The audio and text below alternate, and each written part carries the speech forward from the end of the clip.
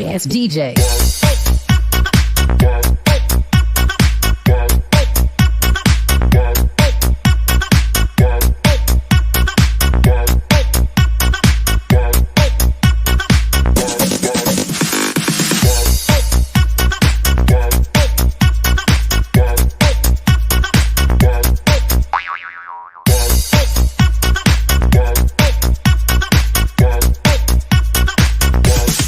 You can get some.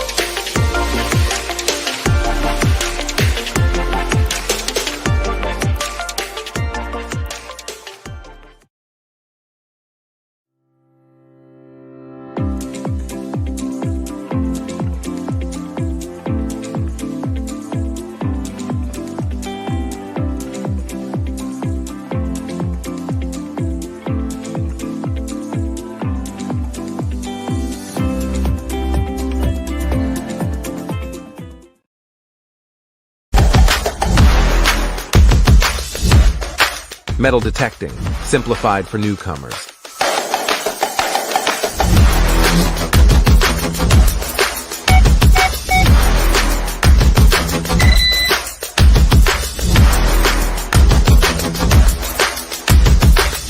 Exceptional stability in salt water.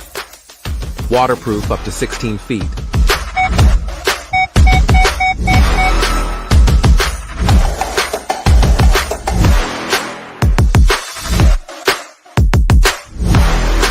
Impressive depth and discrimination, similar to a high-end detector.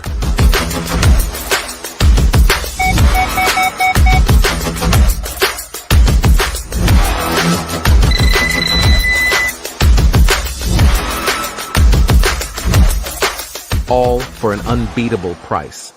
Score, multi-frequency for all.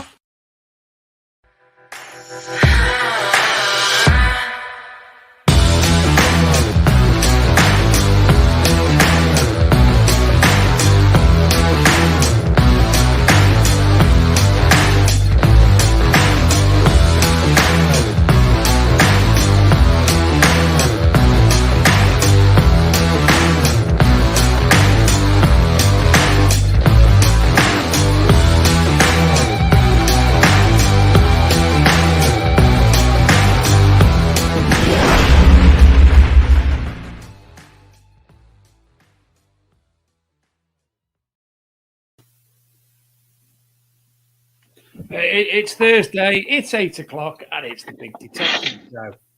Happy New Year, everybody. Happy New Year, Adrian. Happy New Year, everyone. And Happy New Year to you, dear. And sorry we weren't on last week, but we had lots on. I did anyway. Everything seemed to have gone, meh, and you were going to be left with just me. And I thought, well, you could have done it. Talk at the best of times as it is, but certainly without anybody else. So, yes, we cancelled more or less last minute, but we've got last week's guest on with us in the back room as we speak. And Adrian is here, and I'm here, and you're here, which is the most important thing. Yes, thank you. And hopefully it's going to be a good 2024 with loads of good finds. More metal detectors, more pinpointers, all the gear, no idea. And the competition update on that, the winners came back to us, emailed us, and, well, we emailed them. They came back.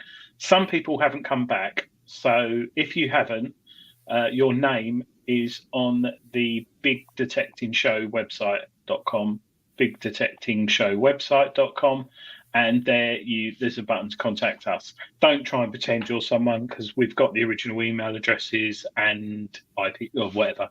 But yes, so hopefully those who have started getting some of their gifts, I know the books are going out tomorrow, and we have one person who's got his routers, Gary, haven't we, Dave? He's very happy with it. Pictures and thanked us and Tony and Reuters for that. Yes, thank you, Tony. TC to Tex. He's looking. And I'll be honest, and you'll be honest. We've been that busy over Christmas, New Year, and you've been poorly.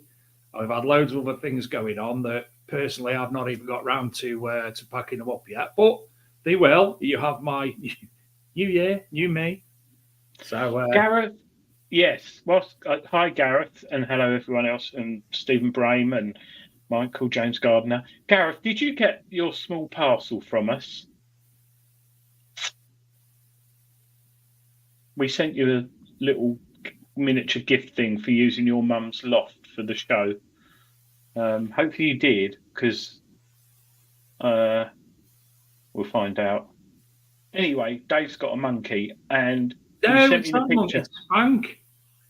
It's a what? His name's Spank. Oh, what? It's a little monkey you found, didn't you, when you went out detecting last week? Spank the monkey, his name is. Oh, gosh. How uncouth. Vulgar. It's a little bronze statue. How cool is he? Very, very nice. That was find of the day. Me, Steve, and Shane went out on Sunday. That was find of the day until Steve got home and cleaned his bag out. You know your tots that you throw in the bottom of your bag? Yeah, he decided to clean it out when he got home. And got an ampulla out. Oh. So he got some of them. My son found 1.5 hammers in my back garden the other day. Joking. He Not dropped metal detecting. I don't know where they come from. Well, I've obviously dropped them, but he went, Dad, found a hammer in the garden. And it was like 9 o'clock at night, and we'd been drinking. I said, "What are you doing?" And he went, "No, it was on the ground, on the path." So I don't know what happened, clearing out over Christmas. Oh, Gareth, yes, he has got it. Yeah, good. That's no worries. Oh, Gary Rayner's in the chat. And he's ordered his Rootless wireless headphones. They've arrived today. Yeah, I presume you've got those from Detecnics. And you're more than welcome, Gareth. I've got absolutely no idea what was in said mystery box. It's that much of a mystery. There were some good things in there. I don't think there's anything. There was a pair of socks, which was a bit random. What the socks in? The Vanquish socks. Mine had Vanquish socks. Not just a pair that you took off and put in the box. Not the ones I keep. Or a pair of the housing managers or anything like that. No, but if you think you won, but you're not sure, go to bigdetectingshow.com, and on there is a list of who won and those who haven't claimed their prizes. Those who didn't claim, it's probably because they've got Hotmail accounts and Yahoo, which put everything in the spam. So we've had trouble with that. Oh, Gary, yes, it was to Technics. Yeah. Gareth said you had art magazines in it. Well, I sort of made them. I've drawn them. Adrian, Yes. at the start of the show, what were you reading? Well, it's going to get a bit geeky tonight, and I was actually reading about coils in this fantastic What type book. of coils? Oh, metal detecting coils, right? Yeah. For that. I thought you were going down that route again. If you want to understand how a metal detector really works, right, it's proper geek on. Most people find it really boring, but it's got loads of technical stuff, and you'd love it, Dave. But it gives you all the circuit boards. We could just ask you. Yeah, you could do, but it's like a bit old-fashioned. But it basically says how metal detectors are made. This book is very expensive, and I got it quite cheap. And I don't think they printed it anymore. But it's going to get a bit technical tonight, so I thought I'd sort of. Before it gets technical, it's going to get archaeological. Yes, at the start of the show, I was reading Beneath Our Feet, which has been put together by Ken Cunliffe, and it's volume 2. All the money from volume 1 and 2 are going directly to charity. Ken on Facebook is the Detectorist, detectorist.com. People from all over the world. I'm in such esteemed company as Jason Jones, Lisa Jones, and Sid Perry. And then obviously I'm flicking. I haven't finished yet. The person on the page behind me is called. Oh, where's it gone? I had a little chuckle at his name because it was Ace. Where's it gone? Oh, there I am. So it was Dwight Colon. And then I opened it and I can't believe that I'm in a book with such, and I don't know, he's the pinnacle of the community. And to be alongside John Bradbury in a book like this is just, I've reached Havana. No, not Havana. Somewhere else. I've reached there. Just, anyway, moving on. And sorry, Tony Kaywood said, what's the book called? It's called Metal Detector. Inside the Metal Detector. It's called Inside the Metal Detector. Yeah. And Beneath Our Feet, volume 2. Anyway, let's bring on tonight's guest because we've got a lot to talk about. Glad to have him back on the show again because he does speak a lot of sense. I've had an article published on the magazine by him a while ago about treasure trove in Scotland that was very, very interesting read. Dwight Colon is a Nocta nomad. Mr. Colon. I won't go with that joke. I was about to do that because it's way before 9 o'clock. Boy's brother's called Semi. Hi, Tom. How are you? I'm good, thanks. How are you guys? No, I'm all right. You all right, Tom? Feeling a little bit giddy. It might be tired. I don't know. I'm impressed that you've started the show with talking about spanking the monkey and colons already. And semicolons. Well, and semicolons. Yes. I didn't think But he's got a brother. He's got a semi. So I think last time, Adrian, you were in some sort of Mediterranean island when we did this. That was the show when you bombed in the pool at the end of the show, Adrian, that went viral. In Cyprus. That's the fella. Close enough. Yeah. Well, yes, it was last time you came. I saw you. Well, Rodney Cook, you came out with us, didn't you, in the buggy? And I got told off for taking half of the country with me. I had a bit of trouble reversing, didn't I, Tom? In that, yeah. And I took about 40 foot of shrubs with me. Did you hear about that, Dave? No, I've just read what Gareth Howard wrote. I reckon my mum must have had a coil fitted as well, Jim. I saw her trying to retrieve it with a pinpoint. God. Oh, it's going to be one of them days. Sorry, Tom. Oh dear. Yes, it was. It was a good show, and that's that last year. But I think I had internet problems. But Rodney Cook, you've just been on a hell of a journey, haven't you, Tom? I don't know if you want to tell us about that. Yeah, I think by the time Steve and I arrived at Rodney Cook, I think we're on the sort of end of week 3 of being all over the place. So we'd headed south. I think we started at the Joan Allen event down in the Heart of Kent Rally.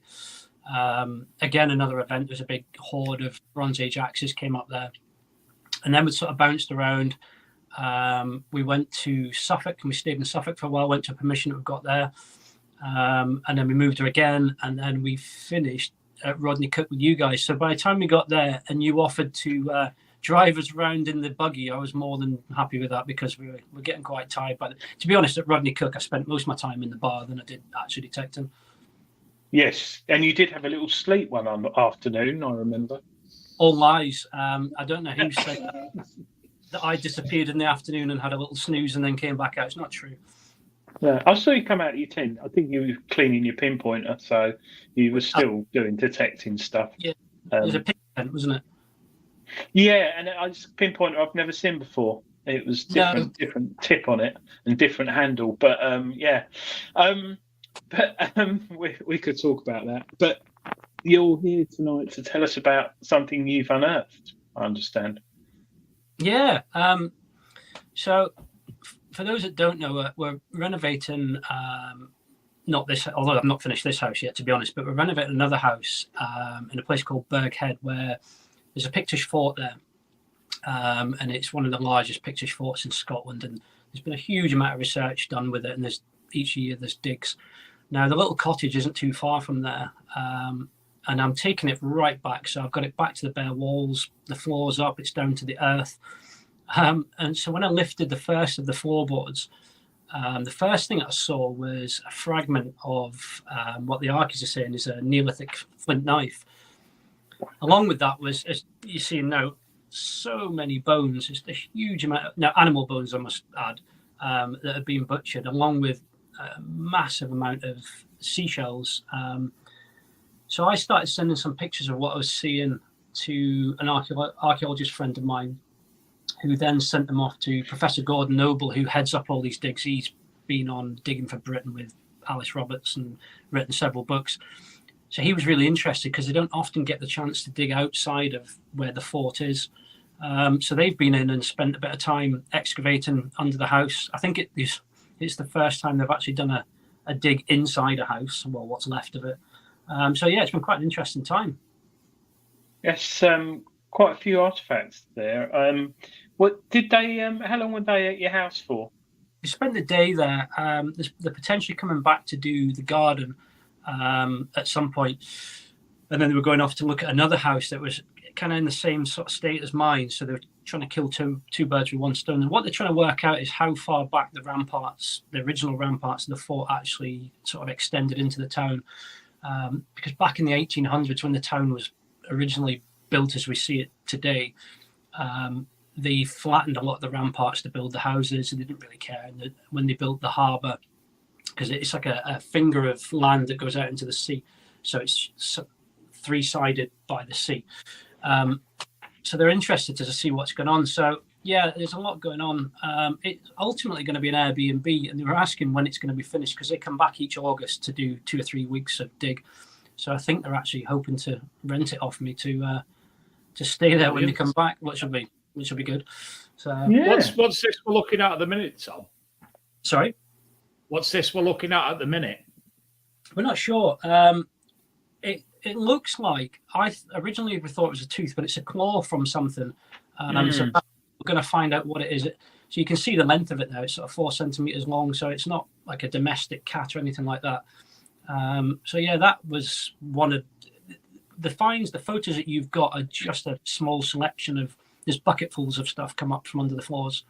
So yeah. And this is under the floors. Yeah, I've got to put it all back together at some point. So did you? What was the first thing that you found was the little Neolithic fragment of Neolithic knife. Originally, I thought it was an arrowhead. That's a huge piece of bone that we think possibly has come from a whale. Wow.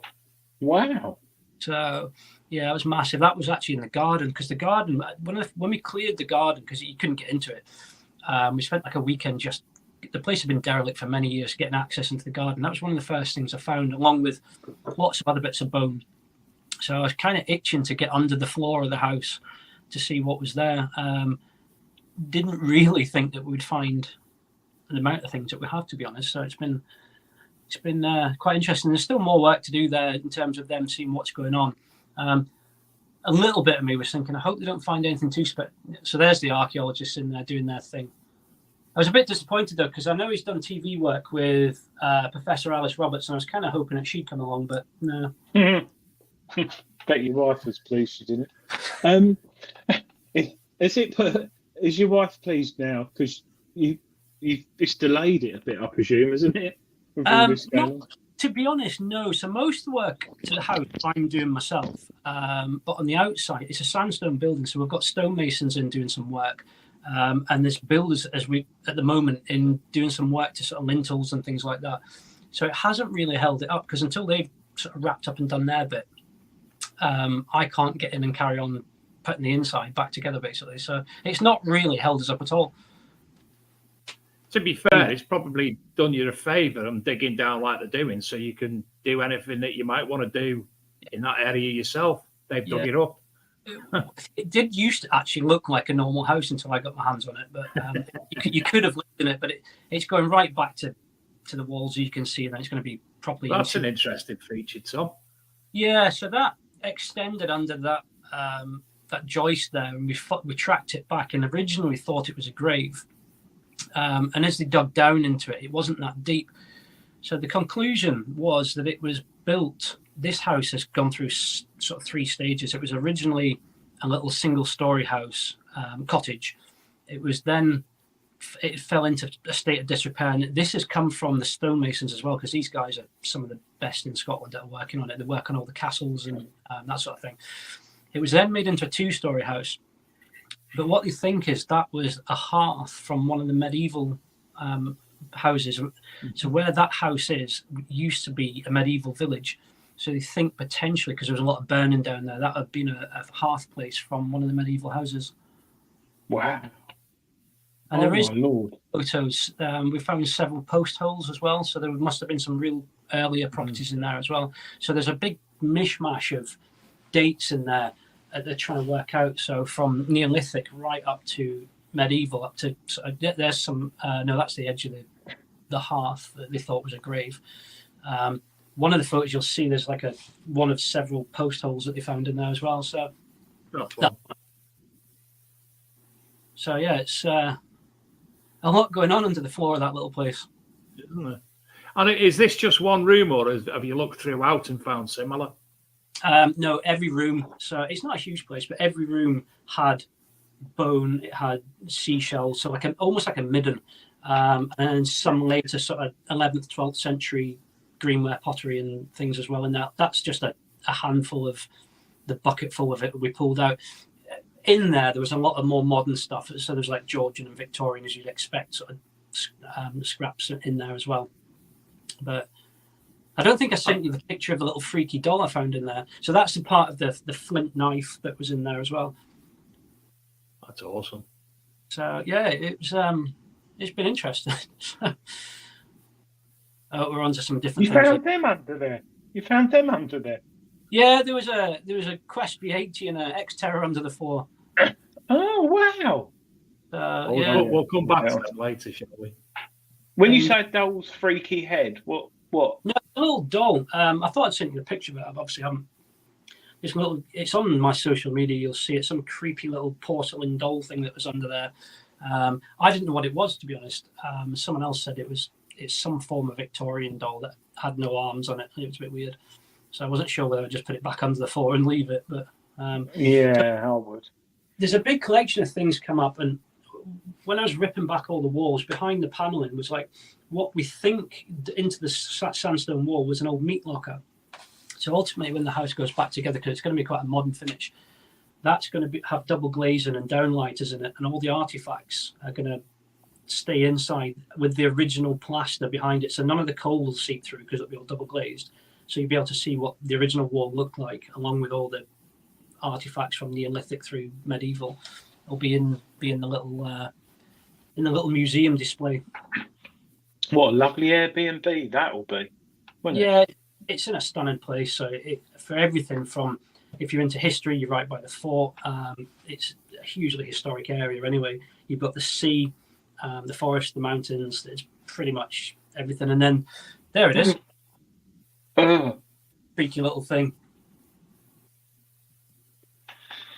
Oh, Isn't it? Yeah. It's very chubby. The face.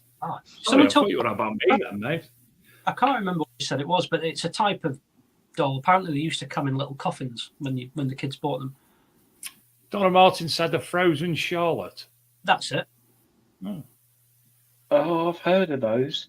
I heard the frozen shoulders. Weird little thing. I'm happy finding bones. I don't want little creepy dolls under the floor. Apparently, Adrian, you found a freaky doll in Spencer's field and started playing with it. Yes. I think it was a couple of years ago. We were detecting, and there was a little bit of green waste, and there was a doll. You keep covering your microphone, by the way. Oh, sorry. There was. You hear me now? Yeah. There was a doll, and I think it obviously had some metal in it, and detector picked it up, and James says I was playing with it. It was only about that big. And do you know what's really weird, actually, about that doll? It was in Essex, in the countryside, in a very quiet little village. And this village has got a sign. I won't say the name of it because people probably go down there. It's got a sign that the villagers have actually made themselves, saying the name of the village. And it's been put up sort of quarter of a mile outside the village. So it's not a council sign. Someone's made it. And the next week we went there, someone had pulled the head off the doll, because I'd obviously left it in the field, and super glued it to the top of the sign. I've got a picture, it's on my Instagram. And James pulled that. Covered your microphone. I think there. I don't know what's going on there. You keep going. Oh dear. I'll put another one in. But yeah, someone had pulled the head off the doll and super glued it on the village sign. And then it was there for a few months and now it's gone. But yeah, a bit weird. Tom,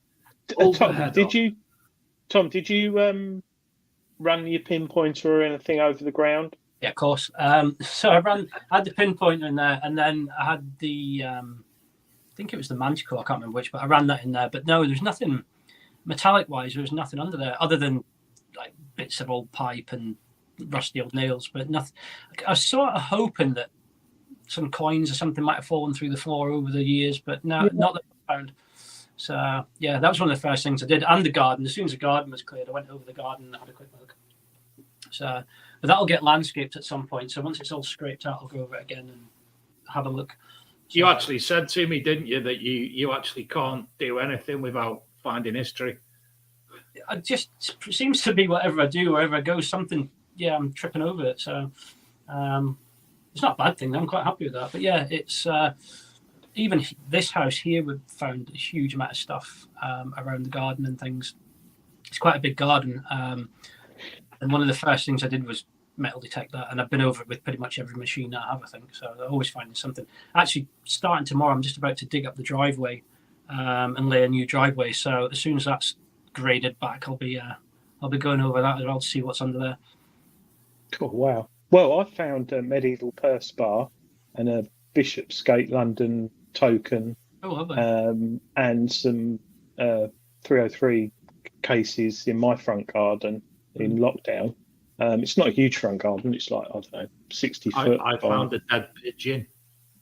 You found a dead pigeon. Yeah. But yeah, I detected my back garden. I think I've got an Anderson shelter that's been buried because I've got a massive signal. But I've weirdly got massive EMI since the summer this year. So I think something's been put up around me. Or something. Yeah, it's obviously with like the dais and the Manticore, you can cancel it out, but it's still there. And I've got the Rutus Versa, and that shows you the EMI, and it is. I've had that for a year, and that was like that, and now it was sort of like that, the graph, and now it's like that, and I don't like it. You hear of all these things about electromagnetic fields and things, but yeah, it's crazy around here now. I used to be able to go in the front garden and play with my detector in the summer.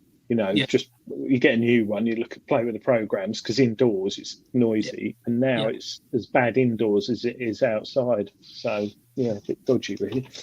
I'm not sorry, Dave. That's okay. I was listening. I was thinking, because we went out to the weekend, and first site we went on next to a church was fine, quieter than I expected, but it was moist as well, wasn't it? So we didn't last too long. But the second site we went on a friend's farm, all three of us we gave up after a while. Shane and Steve were using the Deus 2, and I had the Nox 800, and the chirping and what have you that was going on was stupid.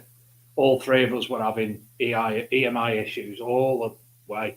So we ended up going to another place in Tara where the grass was a bit long, but we were still finding stuff. Was that on multi-frequency and single frequency? Yes. And I was going through all the frequencies just to try it, and it was still there. Because I actually asked him when I got to when I seen him later on, what is electricity bills are like? Are they overly high? And he said no. Why? I said, because to me, you're leaching electricity somewhere. Look at me now in the correct terms. Well, it could be that's it. My technical chat tonight, by the way.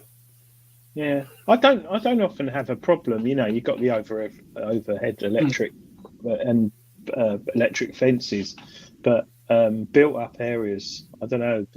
Everything's like 5G now, isn't it? That is a bit of it, and broadband. With the 900 and the Manticore seems to be a lot more settled around EMI than the 800 is. The EMI will be the 800 will be chirping and popping away, whereas the Manticore and the 900 seem a bit more sort of settled in the same areas, which is handy. But to be honest, up here where I do the majority of digging, it's not too bad for that. No.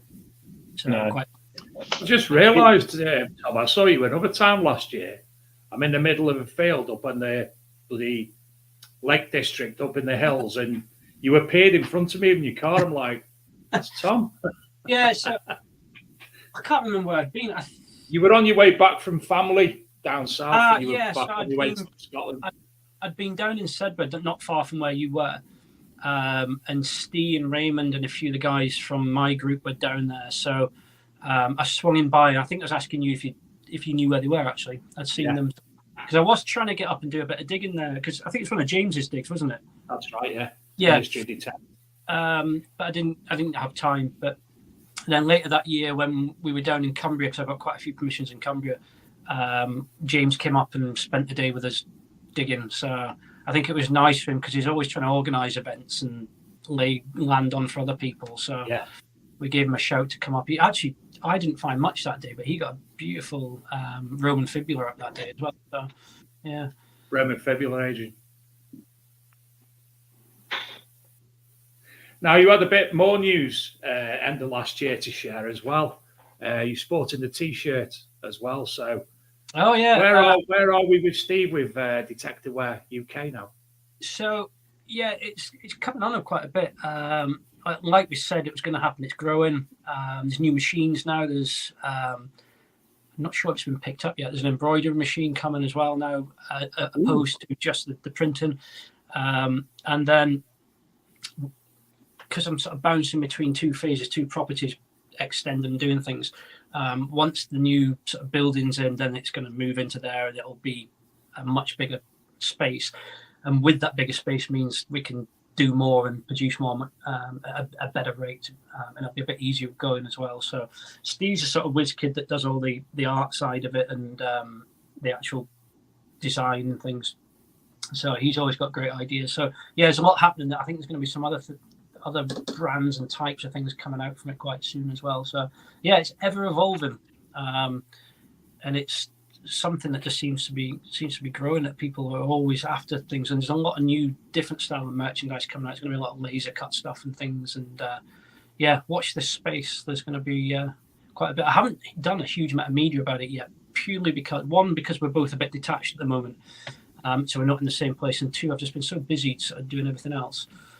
So this year, there's going to be a lot more coming, and there's going to be sort of weekly updates on what we're up to, and people can sort of follow along on Instagram and that sort of thing. So yeah, it's going to be a lot more to come from Detecting. Certainly look forward to it, because we've supported Steve from the first day.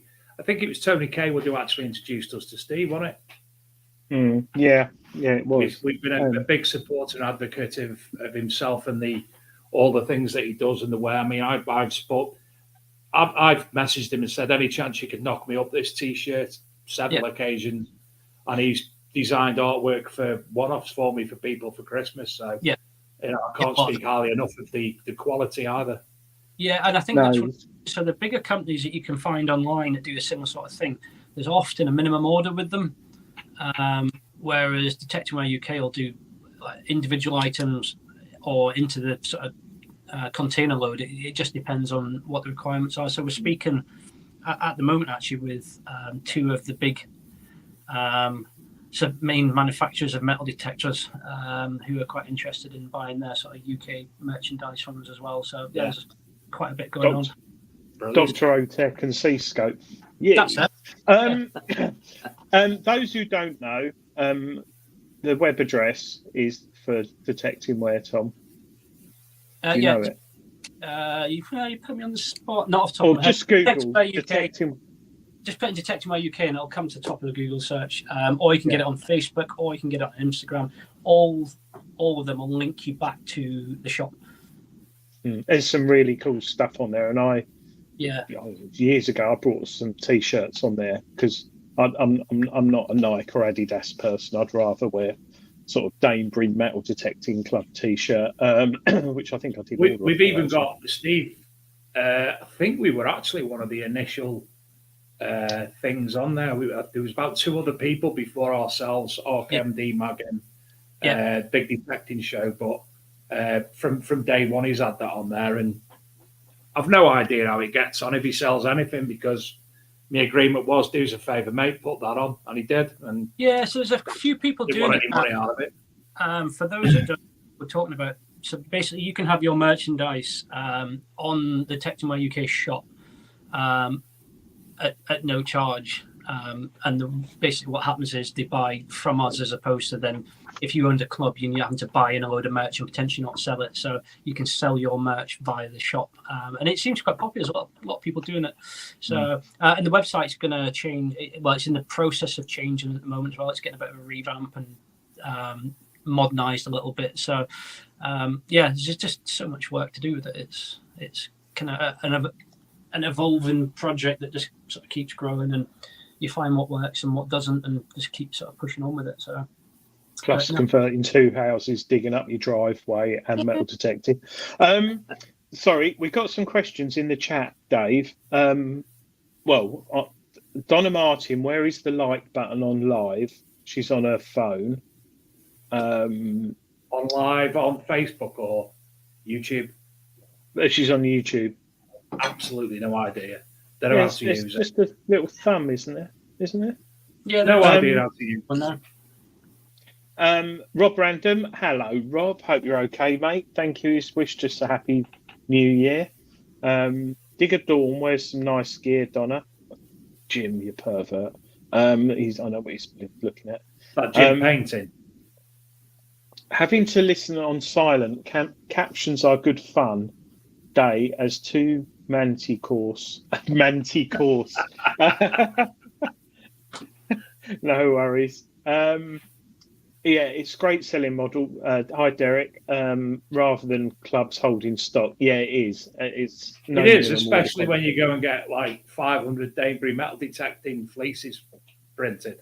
You can't Yeah. sell them. And the thing is, I'd tell- a lot of the clubs are sort of non-for-profit and can't really afford to have an outlay for lots of items. But the way we do it is you can have them sat there, and you can have your brand go out there, and people can wear their merch if you want them to, but they don't have the initial outlay. So it seems to be popular. It's working. I think also getting an embroidery machine is key, because we all know embroidery products, they're not cheap, but they last ages, absolute ages. So I think that'll be really, really good. I personally want to get a picture of Dave eating cake, metal detecting on a t-shirt embroidered, so I can wear it for the rest of my life. I might even wear it in bed, actually. I don't think the housing manager would be best pleased with that, wearing a jacket in bed. Not the me bit, just the jacket. No, probably not. Maybe you could put it over the arm of the chair in your bedroom, sort of facing you. Have you, actually, funny question, Tom, have you got a chair in your bedroom that has clothes on it? No, but there is like a set of cubes thing that's got like towels and blankets and that in it, and that's normally always got my clothes dumped on top of it. Not like folds or anything, chucked on it. Dave, do you have a chair with clothes on? I've got a floor. I think it's an English thing. We all have chairs in bedrooms with or Dave has a chaise lounge, don't you? You've got a chaise lounge. I've got a floor. Keith Ellis. Hi, Keith. Keith won a prize, didn't he? He won a prize. If you was asked to house sit for a friend with amazing history, would you be tempted to have a cheeky detect? Of course, I wouldn't. I don't think anybody would trust us to house sit, to be honest, would they? I've actually... Or Airbnb. I don't know if I should say... Well, I've actually... talking to someone at the moment whose friend owns a house that has got a lot of secret history, and I can't go any more detail on that. It's quite interesting. Something was set up there about 100 years ago, and no, not 100 years ago, around sort of Second World War time. Like a skeleton strip or something. No, and I'm looking forward to going there. I've got a new permission. We're talking SOE type stuff, or yeah. Talking what? SOE pipe. Don't tell him. Google it, Dave. Google it. Sausages and eggs. It's like a secret thing. The chair is up there in the rankings alongside the redundant exercise bike wardrobe. Yeah. Exercise bikes make a good clove horse. Oh, Nick West's got a sofa in his bedroom. Well, all right, if you can do it. Right, I'm Googling sausage and eggs, and I've got lots of pictures of sausages and eggs. No. Now I actually want sausages and scrambled eggs. Yeah, but you were in the army, Dave, weren't you? You should know. Oh, no, it's Salvation. No, I was in the army. I was in the Congo. Salvation Boys Brigade. I used to drink umbongo a lot. That's where I got the... when I keep having that tropical disease keeps coming back. That's where I got the recurring thing from the Congo. Umbongo. Derek Gibbons' uncle was SOE. Wow, interesting. Oh, wow. Robert MacGyver. We're going to say Robert Mugabe then. My mum and dad live on an old farmhouse. They went away for a few days first. I think I was taken by a detector. Donna Martin's got a clothes chair. Stephen Law's got a wardrobe. Sorry, it's completely going. Oh, John, we always do. Hi, John. We always go off Hi, John. Yes, talking about chairs in bedrooms. I don't know how my brain works. Anyway, time's getting on. Tom, just going back to your house. How much more is going to be sort of researched for bits and bobs until you finally say I'm carrying on, putting the floor down? So the inside is going to carry. We're going to continue rebuilding it and everything. And I've said to the Archies that the garden's going to be free really till the end of spring, realistically, before we come in and start landscaping it. So they've got that chunk of time to come back and do whatever it is that they need to do.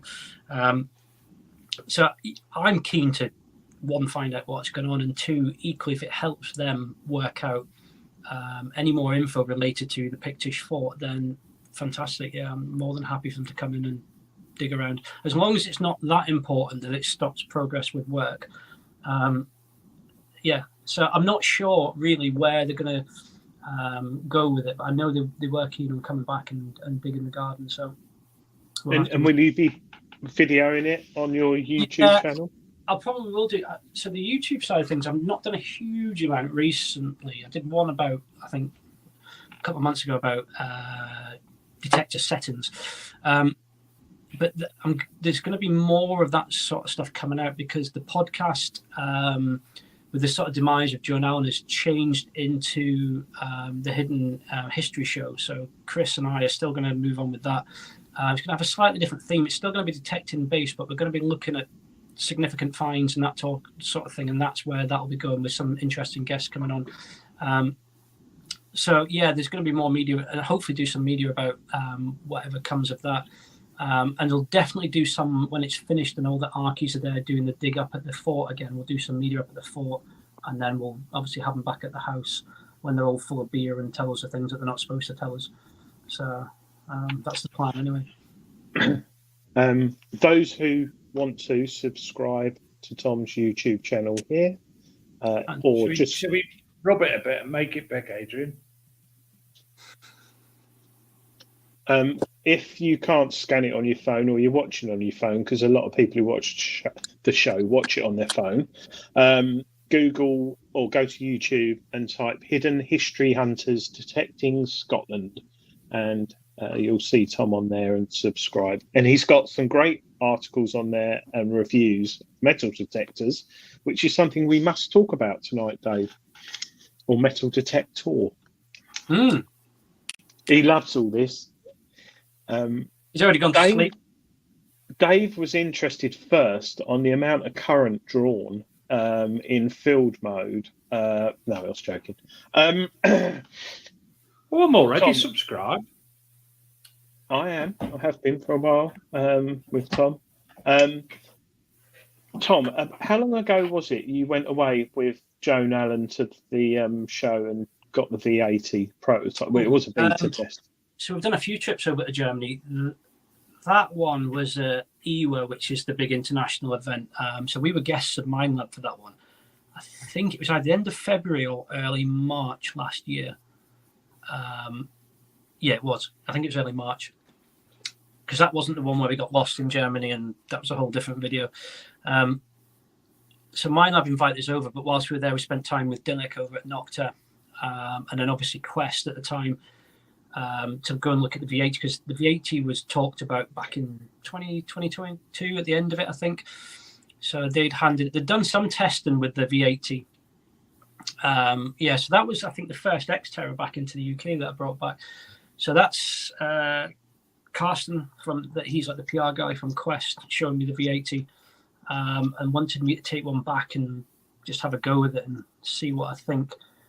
From that, I then sort of got roped into the testing program with them and going through various things with it for most of the year. It's just passed, actually. So most of 2023 we were working on it, up until sort of late October, where I kind of left them to it with it. So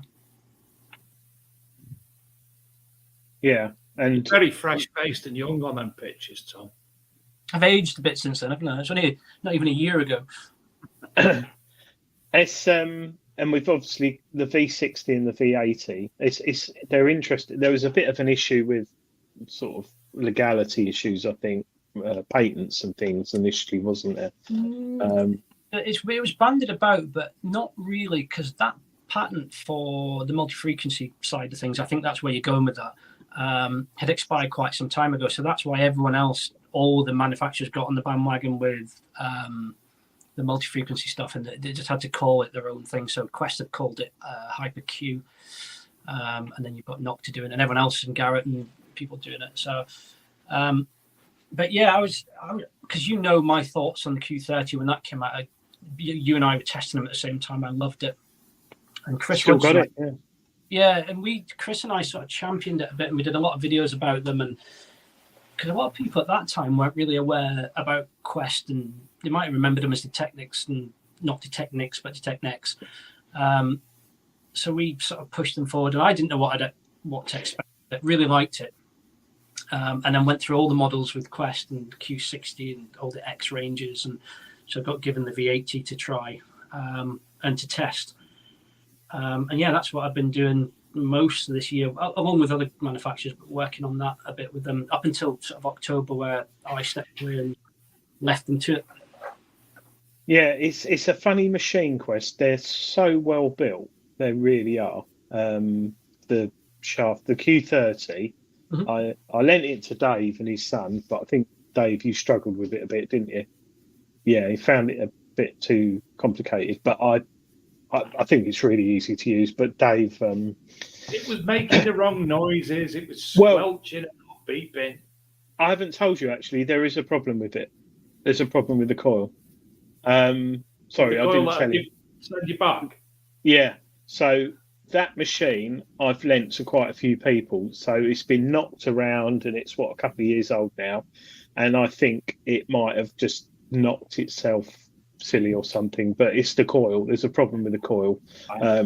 So not a big thing, but it has been proper put through its paces. But I just love the simplicity of it, and there's certain things like the shield cover that goes over the screen to protect it and keep the sun off. That they do have an app that goes with it, where you can track your finds and post them on their forum. It's a bit clunky, but it's got potential. But there's so many underdogs in the detecting world that don't get sort of enough respect because they can't market themselves so heavily. And I think Quest are one of them. And I think the work you and Chris did, they must have sold quite a few models.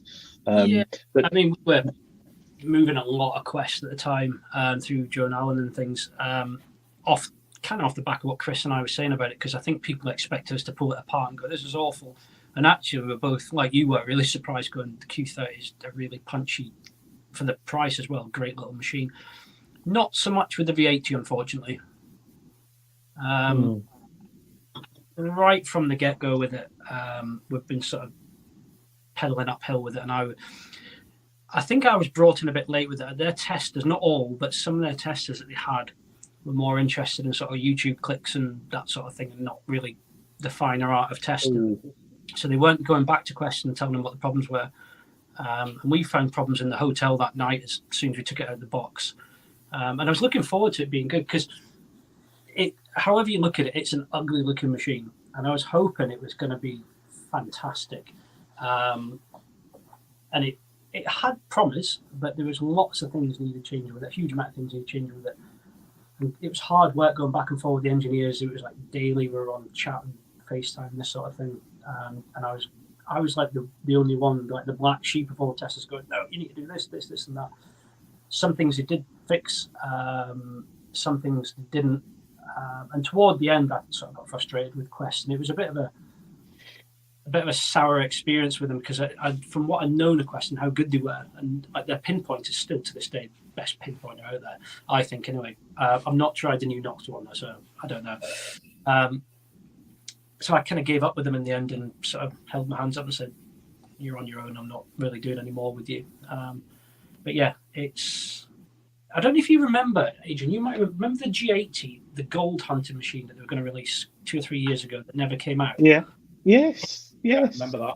What about that? Yeah. So if you look at the G80 control box, apart from the big sticky out bit where the battery housing was, and look at the V80 control box, you might see some similarities between the two.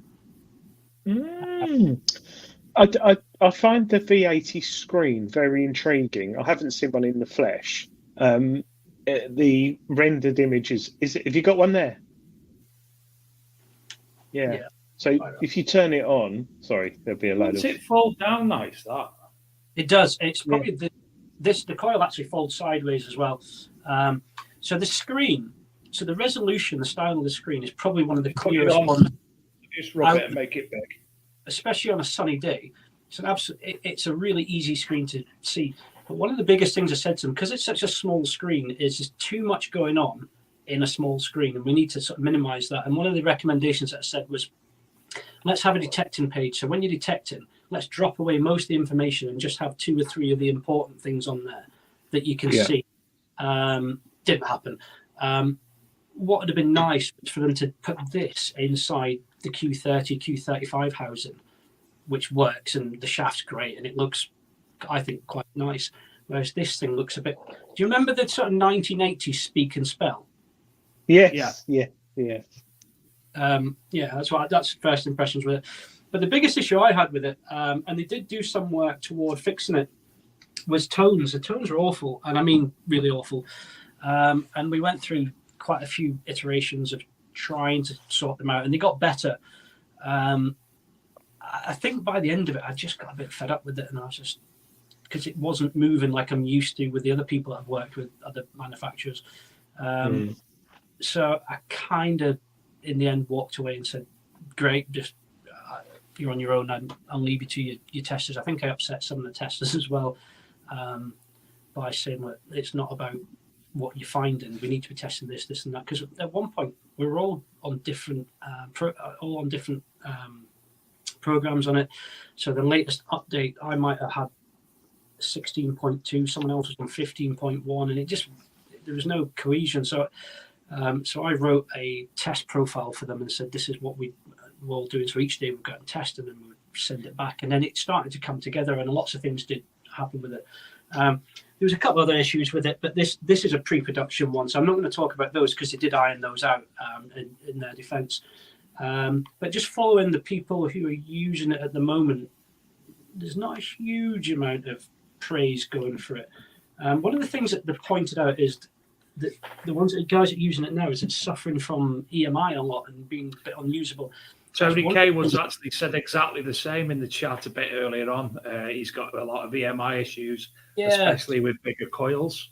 So I didn't have any of that, but in their defense, I've not used it for the last 3 or 4 months, and there has been software updates since then. So I'm still running one of the test software updates on it. So I probably need to put the latest one on and go and see what's going on with it. But that was one of the things it was quite stable. But their direct comparison with it was they were aiming it at as a competitor being the Nocta Legend. And I did some videos for them and I was comparing them side by side. And in my opinion, they're not even in the same ballpark. The Nocta Legend price for performance is probably one of the best detectors out there, I'd say, in its price. Value for money, yeah. So it was a bit of a disappointment to me. It was hence why I didn't do any media on it. I couldn't at one point because I was doing all the testing and things. So I just thought I'll just stick it in the corner and walk away and not really talk much about it. It's not terrible. It's just not what I thought it would be. And it's sort of sitting in that price range where it needs to be quite good. How much is it currently? I think their bundle package, it's up at like $749. Yeah. So that comes with the Quest wire-free headphones and the big headphones. I love those headphones. They're great. I used to use them back when they were Technics. I've probably got about 6 sets of them now, and they're fantastic. Initially, they weren't sure what they were going to use. They were going to use those sort of bone transmitting ones, but they had lag. We didn't use those. So it comes with 2 coils, the Blizzard coil that's on it, and then there's one slightly narrower one that comes with it. And there is other options for the coils now. Weight-wise, it's almost exactly the same weight as a Legend. It's really well balanced, and the shaft's fantastic on it. It's a round shaft. When you extend it, you won't be able to see it on here, but there's a sort of groove that runs down the shaft, so it doesn't swivel and pivot. And it's all right, you're talking about shaft. Do you know what? Yeah. You've just said that. I do not understand why on the Manticore they haven't put a groove in their shaft. No, it's just... So this that shaft drives me up the wall on the Manticore. My shaft spinning. It frustrates them because you're there and you're trying to line it up when you get in the field. So this is exactly the same setup that was on the G80. The only thing that's changed is this doesn't have the sticky out bit now and the sort of support. And then it's just got a cam on it, but I can't use the cam because they're made of sort of chocolate box plastic, and this one broke within about 5 seconds of getting it. So hopefully So that's Tony Kaywood said if you use the code TC10 at Spin a Disc, you'll get 10% off the well, anything I presume, but the Quest V80. So I think I spoke in length to them about it, and we went back and forth many times. I think what they probably should have done is just put more time into the Q30 and the Q35, and the X range, which were fantastic selling machines. This just seemed to me, and the time frame, a bit rushed. And I get they're a business and they're trying to get it out, but there are accessories that they do, so that pinpointers and all the other bits. I love their stuff. The new, I use this day and day out. I've got a few of these now. Is that the one I've got, Adrian? Yes.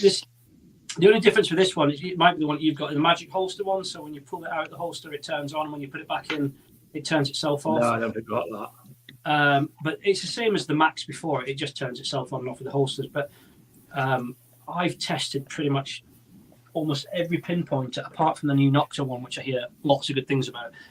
That's definitely my favourite one, without a doubt. I've got to say, I thought that was a bag of crap. Even me 10-year-old son won't use it. The Nocta the Nocta is, wow, that's blown me away. I think I've read a few people who've had the one you had, Dave, and there has been some quality issues after 6 months, 10 months. I've heard. But I was, when they streamed that live, Quest, that new pinpointer, not the one you've got, the one before the holster. And I think I was the first person to watch it on YouTube because I was at home and it just popped up. And I looked at it, I thought, oh my God, that looks fantastic. I'm going to buy one. Yeah. And I didn't get one. And then I wanted to get one. Then he got given one free. Yeah. And Joe Allen gave me one for review purposes. And, initially Shane took it away. It was great, but it just false signals going off on its own. You couldn't do what you want with it. Just in the back of the van for just in case purposes now. I think it. No, it wasn't the Max. It's the one with the iron signal, the green yes and the red no. This was the same, but the one before it did as well. Yeah. That's a shame because normally, and I know when Detecnics, like the prior to Quest, their pinpointers and stuff are great as well. The Detecnics one, I had one of there, and that was fabulous. It was. From it just ended up dying on me, but that was absolutely fantastic. And now that AccuPoint from the Nocta Macro is just. 3 of us had one in the field at the weekend. Shane's got the beta version. Yeah. Me and Steve got the alpha version. When I had the beta version, I was struggling to turn it off, wasn't I, Adrian? It's so simple to use and it's so powerful. And as Adrian said, you have to turn the bloody thing down because the what's it called? Not discrimination. Sensitivity down because it's just too darn sensitive. Yeah, I'd say I'd say it's. I think I wrote. I did. I wrote a review for Treasure Hunting magazine on it. And with multi-frequency machines now, you're picking up so many small things, and like half of a 177 pellet that's been split because it's here, and you want to know what it is. You dig it out the clod, and you break it up, and you run your machine over it, and you go, it's in there, but you can't physically see it because it's covered in soot. And you get your pinpointer out, and the lower end pinpointers struggle to find it, but the Nocta one, AccuPoint, it literally the sensitivity is crazy on it.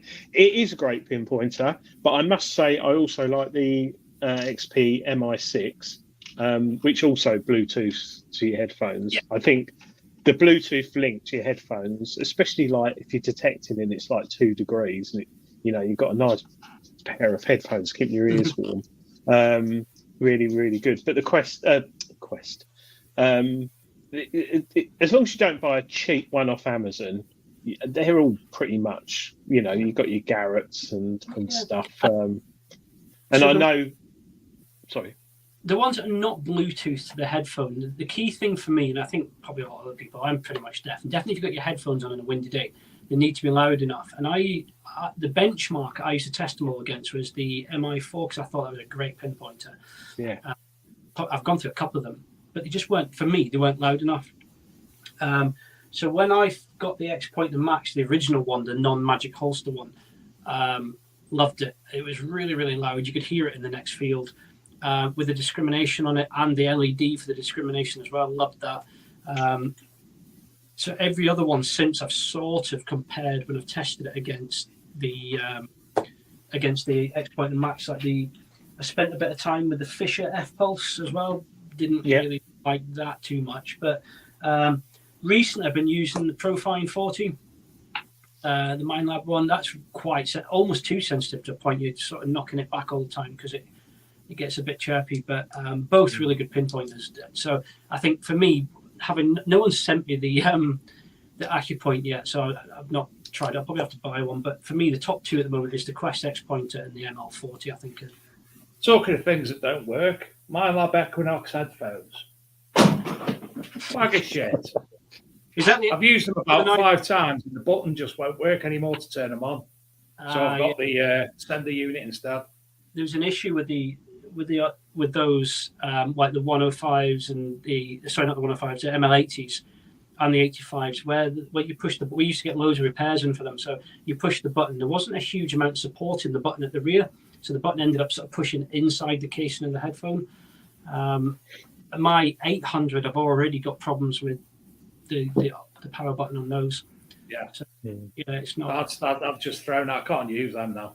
I'll try taking them apart and ruin them, but as I say, I used the sender unit with my old Garrett headphones, and I was happy as Larry with them. I think you're one of quite a few having that issue with them. I know they did go on to change later models; they sort of reinforced it a little bit, but bizarrely enough, my 800 is doing the same. My 900, I'm really struggling to get it on and off. The 105s have been fine apart from the wind noise. They've been spot on with the Manticore, but all of them. None of them compared to the Quest wire-free ones, the Pros, I think. But these ones, I just think they're comfortable, they're fantastic. I wish I could hook these up to the Minelab stuff because they're some of the best headphones out there, I think. And there'll be people going, oh, no, they're not, they're awful, but I think they're fantastic. I've got a set that Sid Perry recommended and my mate brought, and he passed on to me. Are they converted Quest ones? No. These are because you can convert August headphones, Bluetooth ones, and you can see a lot more rugged, better buttons and what have you. And Sid Perry, because obviously, what's the word? The speed when you use them and it picks it up a bit late on some. Low latency. These ones are more or less bang on. So I've used them with the Minelab Vanquish 540 and they would bob on with that. So the next time I'm out, I'm going to hook them up to see if they work with the Nox 800. But Sid Perry was a huge advocate of them. Look at me joining in Tech Talk. The Rutus Versa uses the same headphones as the Nox 600 and 800, but Rutus actually have redone the circuitry and improved the speeds and it syncs, and they're lovely to use. And I think it's just such a shame that with a detector, sometimes the headphones for some manufacturers are a bit of an afterthought. Yeah. And I think Quest properly, apart from their real value ones, which are like a pair of Sony ones from the 80s with foam on, they really have thought about, because you don't see those headphones anywhere. I don't know if they've made them bespoke for that machine, but it's not like a rebranded thing at all, is it? It's, no. I'd need to speak to them about that. It could be something that they made themselves, but the Legend headphones as well. So I've had that Legend from one of the first ones when they came out. I've had no issues with those at all. No, they're really good. Yeah, Legend headphones are nice. Yeah. Talking about Legend, I had just before I came on here tonight, I had a message from a guy, you probably never heard of him, but Fodder Phil. Yeah. Oh Certainly. yeah, he's Weird lad who he sits with little dummies in bed. He does. Yeah, he's got a mannequin. So he said, "Give me a mention." So I said I would, but he was up here not too long ago. Actually, he came up. He was working up this way, so he came out and did a bit of detecting with Steve and I, with said Larry, the mannequin. Yeah. So hello, Fods. Yes, hello, Fod. I hope you're well, mate. Happy New Year, and we'll catch up soon. But yeah, legend. I like that. Where I rolled that in about there. them August headphones, and I've put a link. It's an eBay link to the exact model that I've got. But inadvertently, while I was looking for that, Adrian, August do a bone conduction Bluetooth headphone that's only £40, and I'm just wondering how they would work. If the August other ones work okay, what would the bone? Because how much would a pair of bone conductor be for the Nocta? Well, the Deus 2 bone conductive ones are lovely when it's hot and you're detecting like in the summer. And then I love the over-ear headphones with the Deus 1 and Deus 2. To me, it's just right because I can talk to someone, I can hear what's going on around me. So if any women are like coming up behind me, are going to pounce on me, which quite often happens, I can hear them coming. But literally. But yeah, I think Quest headphones really, really good. And oh yeah, idiot. Oh, you are awful. But I am. But I'm glad Tom said that about Quest headphones because they're my favourite ones out of all the headphones I've worn. So, I don't know if you probably had them. You remember the ones when it was Detecnics before it was Quest that you could put the DS1 puck into? Well, yes, I've seen people doing that. No, I didn't have them, but I don't think I had them. That was how I sort of found out about them, and I was just like, "These are amazing," and they were fantastic. But I do like headphones that block out the ambient noise as well, because I often detect with Steve and Raymond, and it's nice not to be able to hear them arguing like a married couple. Do you know what? Their bromance is something else. Absolutely brilliant. When we go away, looking broke Raymond, isn't it? When we go off, so he gets so much grief from us. But yeah, he doesn't really have a big social media platform. But everywhere we go now, when people speak to me, they say, "Where's Raymond?" Because I think Steve and I, just through all our sort of videos of him and banter and stuff, everyone sort of wants to know where Raymond is now. And when we went to RCM, everyone was chatting to him, and it was brilliant. But he's just got back from holiday actually, so I haven't seen him. But he's a great character. But those two, when they've had a beer or two and we're sat in the tents at night, it's like watching a married couple argue with each other. So yeah, I must admit when I drove you around in the Gator at Rodney Kirk, you and Steve were just ribbing into him and then swearing at him to hurry up. And it was quite funny. I love all the new T-shirt ranges that Steve created for him. He's one yesterday. I absolutely want one. Loads. In fact, detecting with a W and an anchor. The day we left a day early, I think, and Raymond was still there detecting. And he phoned us as we were driving back up to Scotland. He says, "Oh, I've had to get the bus." He says, "No one took me up in the buggy because we'd gone. He had to get the bus with the rest of them." He was a bit put out, bless him, but he was fine. Family. Steve Barnett said his headphone gripe is not having a charge percentage indicator. And it's true. It's true. It is, but if you use your machine enough, you sort of, I know, you learn how long they last. And as long as you're not jumping from 4 hertz to sort of... Well, you know how long I've had that of the Knox? Well over a year now. And I've not actually charged the sender thing. I've not charged that at all yet. Yeah. I might have to get it out the van and charge it. The thing, at least with the Manticore, that you know without a shadow of a doubt that the headphones are going to outlast the Manticore. So there's no worry there. But the X pointer and the MI4 and 6 the same. It's like I seem to charge it about 4 times a year. That's about it. They last so long. We've not charged the first AccuPoint, and Shane goes out twice a week normally. We've not charged that yet, the first one. Yeah. I think not to overspec the battery in the AccuPoint, because the first AccuPoint I got, I charged when I got it Yeah. and I still haven't charged it. And I used it for about 50 hours and detecting, not physically pinpointing for 50 hours, because that'd be quite sad. And then I gave it to my son, who uses it, and he's lazy, so he probably hasn't charged it yet. And that was working the other week. I mean, it is crazy. Actually, I think they said 30 hours. No, 25 hours, Dave, on the AccuPoint, I think, which is a long time. A lot. Pinpoint. Yeah. I'll have to get one. I need to try this out because I've not heard a bad word about it. So. No, I think there's little things like, you know, where you unscrew the cap to take your batteries out or charge it. The downside of most pinpointers is it's hard to thread it on and it gets muddy and that. Yeah. The AccuPoint, it literally just goes like that. It's a really plus. Found it. Done a little Trump when I bent over then, sorry. Live on air. Anyway, moving on. There we are. So I seem to always lower the tone when I come on this show, don't I? No, we do that ourselves, Tom. You're actually sending it to a higher tone. I'm not Dave, sure. what did you have for Unfortunately, tea? I exist. What did you have for tea? Well, I don't like pizza. No, I don't. like garlic bread with cheese.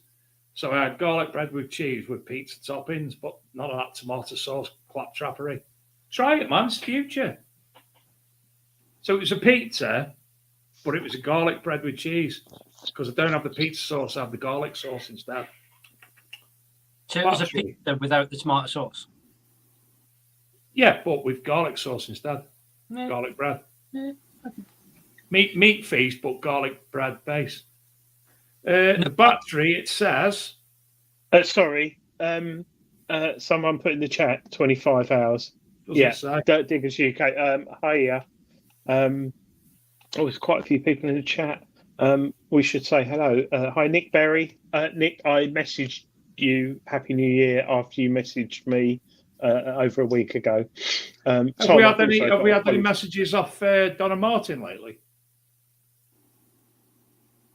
Yes, there was one, but I forgot to send it to you. Okay. Yeah. Yes. Yes. Dave, you having flatulence problems is totally. Sorry.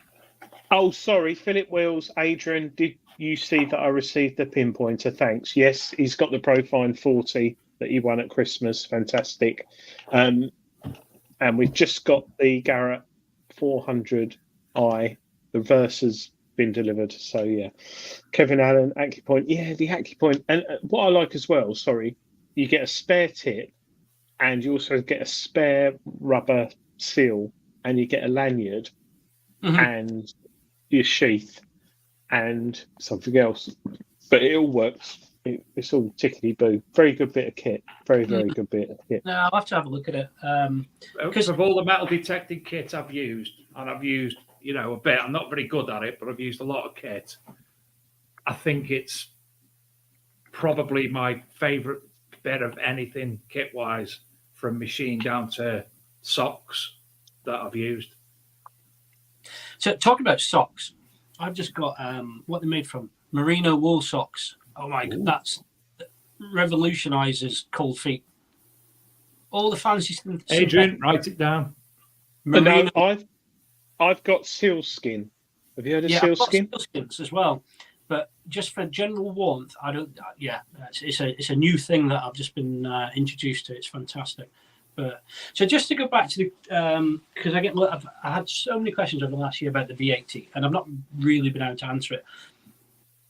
My overall rounded up opinion of it, and I always do like the litmus test of would I spend my own money on it, 2 would I recommend it to a friend, and as much as it pains me because I love Quest stuff, the answer to both of them is going to be no, and I'm hoping that sort of answers the millions and millions of messages I've had about the V80.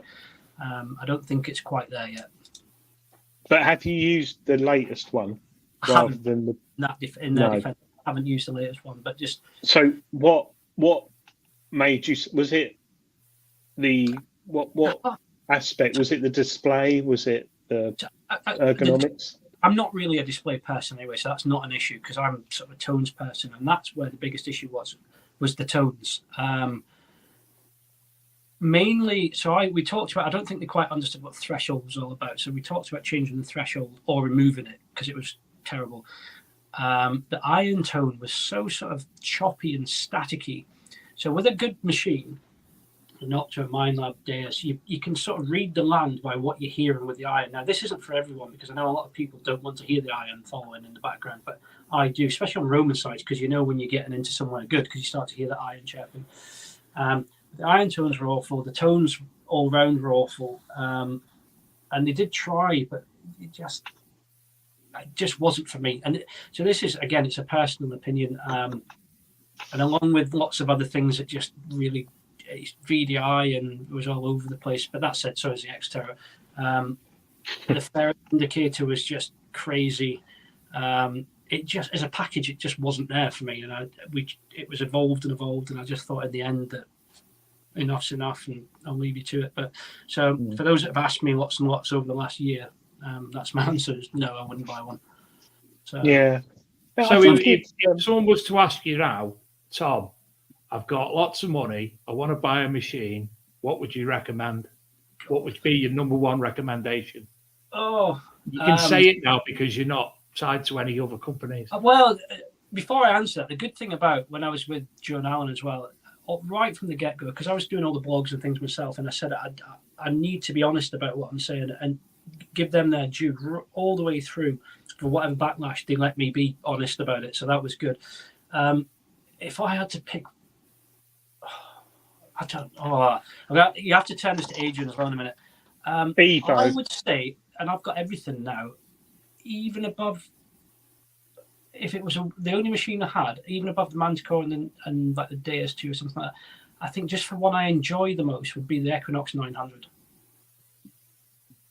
And I'm not saying that outperform the other ones. That's just for the one personally I enjoy the most because it does everything, but without all the faff and the chirpiness. And so, yeah, if I had to stick with one, that or the Legend, I don't know. Yeah, the 900. I like that. He's turned that question round to which one I'd enjoy the most. And I agree because I prefer answering the question on which one I prefer using the most. Yeah. So for me, I'd say best value for money is the Nocta Legend at the moment. But for me, I love using the Rootless Versa. And there's been some bad press about it, but I'm not on social media heavily, and that's one of the reasons I'm not. Because if I have a metal detector, I go out, I don't listen to all these idiots saying about put it in super gold mode, change all the settings. Rootless Versa, Legend, and the Deus 2, and the Deus 1, but I'll say the Deus 2. We only wanted one machine, not 8, Major. If it was one, at the moment, I'd say Rootless Versa, predominantly because it's a small brand in Poland. Arik and his wife struggle, and they're helping out at the moment in a war. They've got a war next door, and I know personally that they're helping out with that. They're a very small company. They had the Root Assault 71, which helped me find a medieval gold ring, which sold at auction in London for £9,500 last year. And it's a cracking machine. And they aren't the best looking machines, but I really enjoy using that. But the Legend, my son uses the Legend, and he smashed me the other day against the Manticore. And we're in the same field. I know a lot of it's luck, but you can go and pick up a Quest Q30 tomorrow, and you'll enjoy yourself metal detecting. On the back of everything you'd said about the Rootis, Adrian, James Barnes picked one up this week. I sent you a picture of it, and he's absolutely loving it. Yeah, but they won't be the best detector out there because they're a little company in Poland who haven't got a marketing budget. They haven't got 500 YouTubers who say, thanks for sending me a detector. Oh, yeah, this is great. Oh, yeah, I've just found a gold noble. They're bought by people. The engineering behind Rootis machines is totally different to your big brands. So, what detector can you see the EMI on? You can physically see a graph with it on. It's a bit quirky, some of the things, But it's good, 700 quid. I enjoy it. Downside, you got to pay for the headphones, which are 120 quid, 115 quid. But yeah, I'm English. We like being the underdog. We like seeing the underdogs win, even though it's made in Poland. And C-Scope, I'd love them next year or this year to come out with a new machine, a totally new machine. And I'd love everyone in the UK to adopt it and buy it and swarm all over it, but maybe not. But not to keep bashing stuff out like there's no tomorrow, and it's all good stuff. So it's all good for us in the hobby because 10 years ago, bashing it out though, don't you? I love bashing it out. But 10 years ago, we were restricted to, 5 years ago even, certain brands that were reliable and good. Now we've got a handful, and it is complicated for people. It really is complicated. I'd just say it don't definitely spend too much. doesn't help with like YouTubers, and I know I'm one of them, but I've been lucky enough that I can just be honest. I'm not taking backhanders from anyone saying anything, so it doesn't help with people saying this is the best thing ever because they're being paid to do that. But talking about looking forward to new machines coming out, I can't say much about it, but I'm just about to embark on a project with another one of the manufacturers who haven't done anything for a while with a new machine, so there could be something else relatively exciting coming out in the near future. Tom Otech. I don't know if you saw the video I did about the Dr. Otech pinpointer that some people loved and others got the backup. But I think at the end of it, I said you have more luck finding whatever it is you're looking for blindfolded wearing oven gloves or something like that. Yeah, some people weren't too chuffed about that. I think it was mainly the people who were selling the Dr. Otech pinpointers, but yeah. Yeah, stick with the good brands. It's a bit like buying cereal, isn't it? You know, you know what you know, and you buy what you buy. You don't. As soon as you try out one that's different, it never really works out. Stick with Weetabix, cornflakes.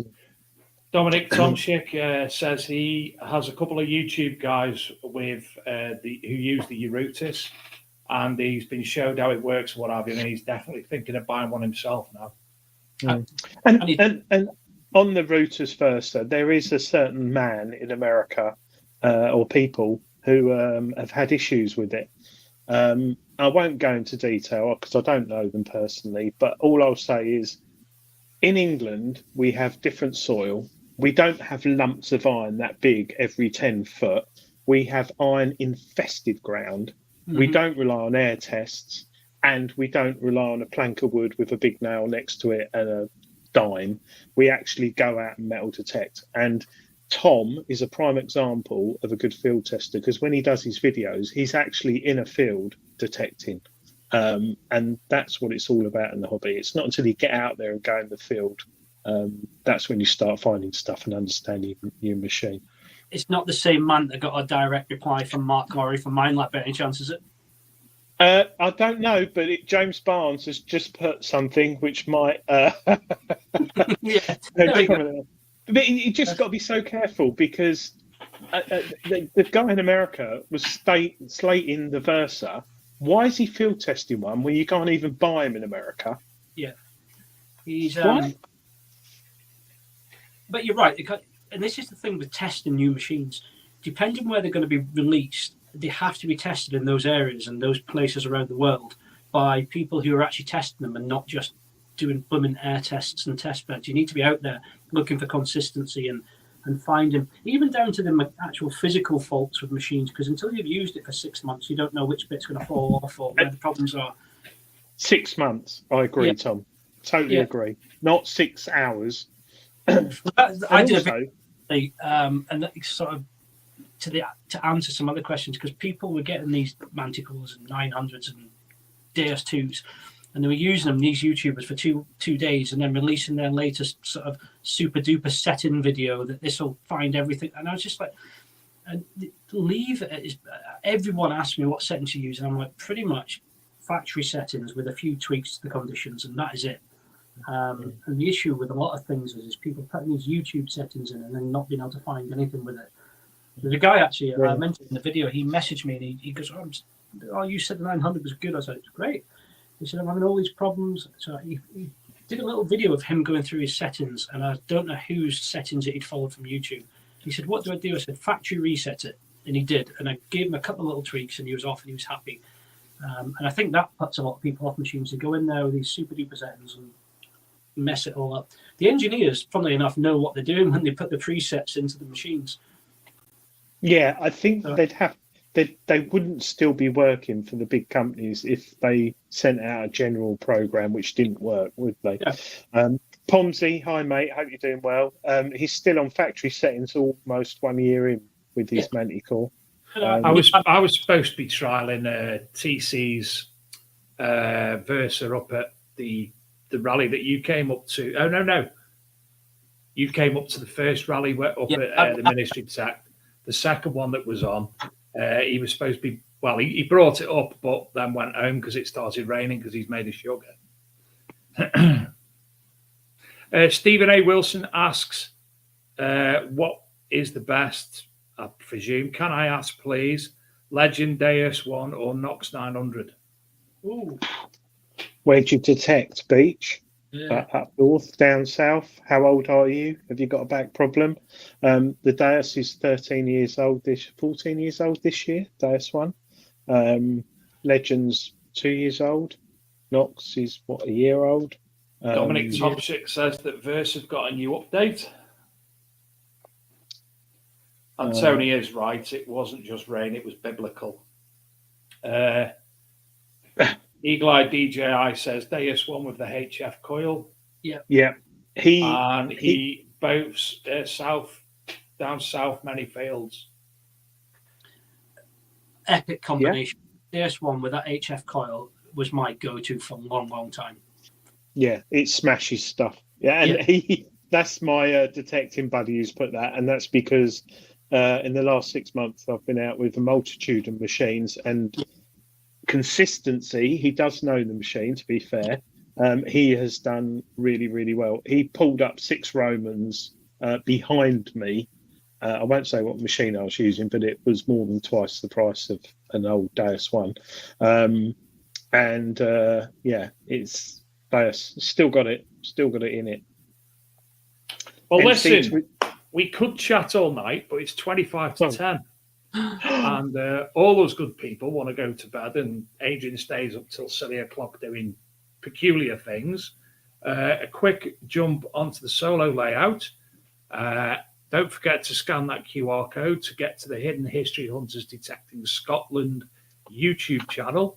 That's also the same name on Facebook, Instagram, all the other things. And your blog is at the same again, the blog.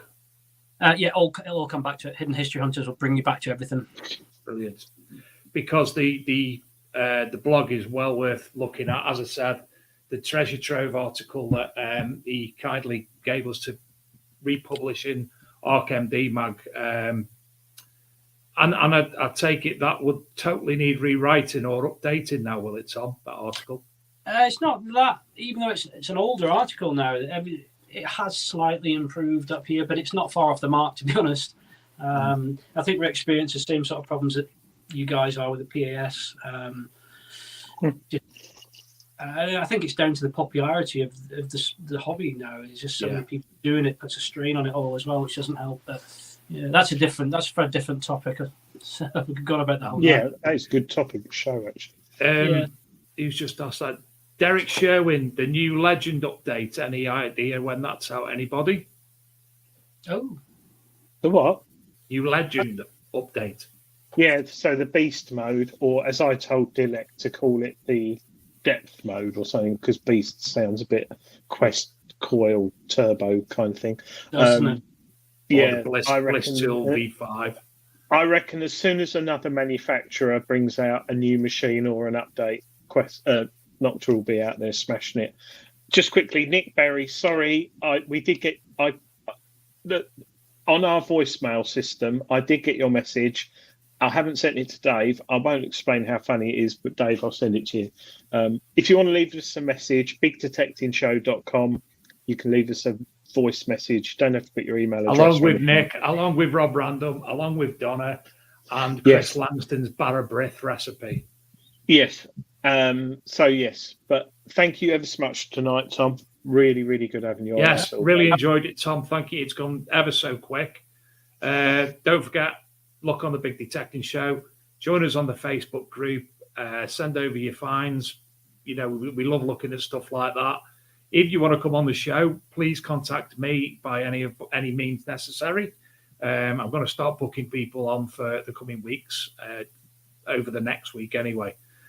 Tom, pleasure as ever. And we'll speak to you soon, no doubt. Yeah, I'm sure.